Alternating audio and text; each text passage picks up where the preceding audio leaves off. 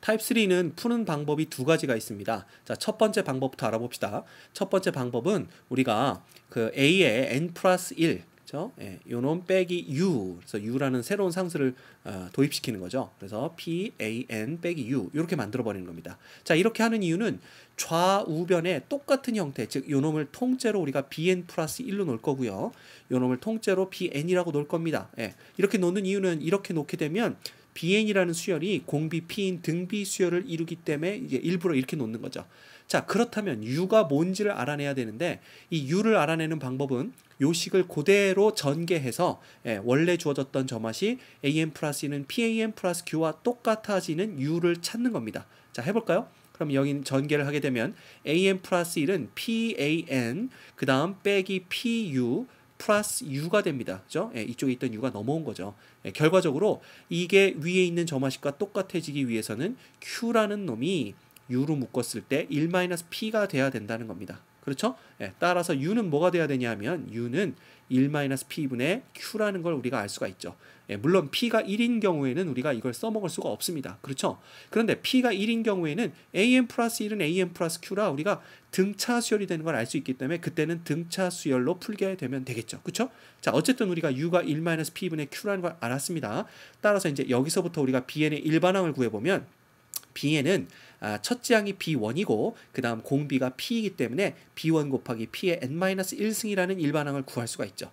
자, 그럼 b1은 무엇이냐? 우리가 bn을 an 빼기 u로 놨기 때문에 b1은 a1 빼기 u 이렇게 됩니다. 그렇죠? 그 다음에 p의 n-1승 이렇게 되는 거죠. 자, 이것이 bn인데 우리의 목적은 bn을 구하는 게 아니었죠. an을 구하는 겁니다. 따라서 우리가 색깔을 바꿔볼까요? bn 대신에 an 빼기 u를 갖다 넣으면 이놈은 a1 빼기 u에 곱하기 p의 n-1승이 되는 거고, 그렇죠? 따라서 an은 뭐가 되냐 하면 a1 빼기 u에 p의 n-1승 플러스 u가 되는 것을 알 수 있습니다.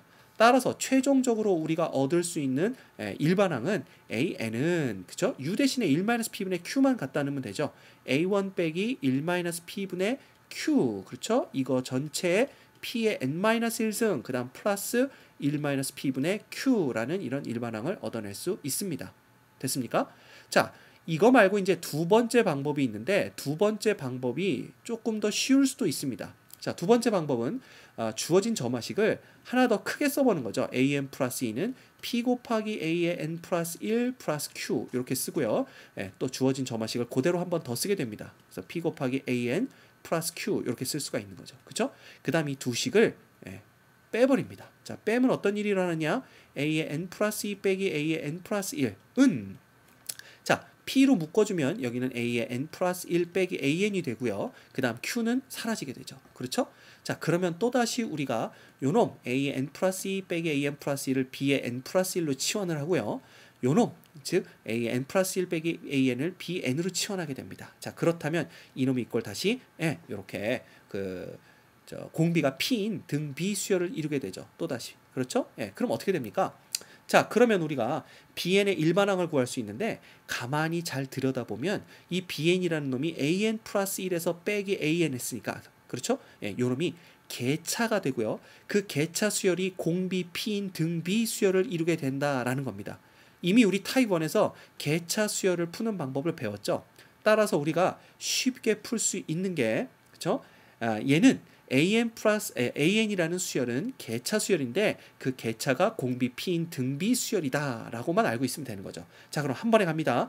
an은 개차 수열은 첫째 항 원수열의 첫째 항 플러스 그 다음 공비가 p인 등비 수열이라고 그랬으니까 이 등비 수열의 n-1항까지 합을 구하면 되겠죠. 그렇죠? 그럼 등비 수열의 합공식을 쓰면 1-p분의 자, 개차의 첫째 항은 원래 수열의 둘째 항에서 첫째 항을 뺀 거죠. 그래서 a2 빼기 a1이 됩니다.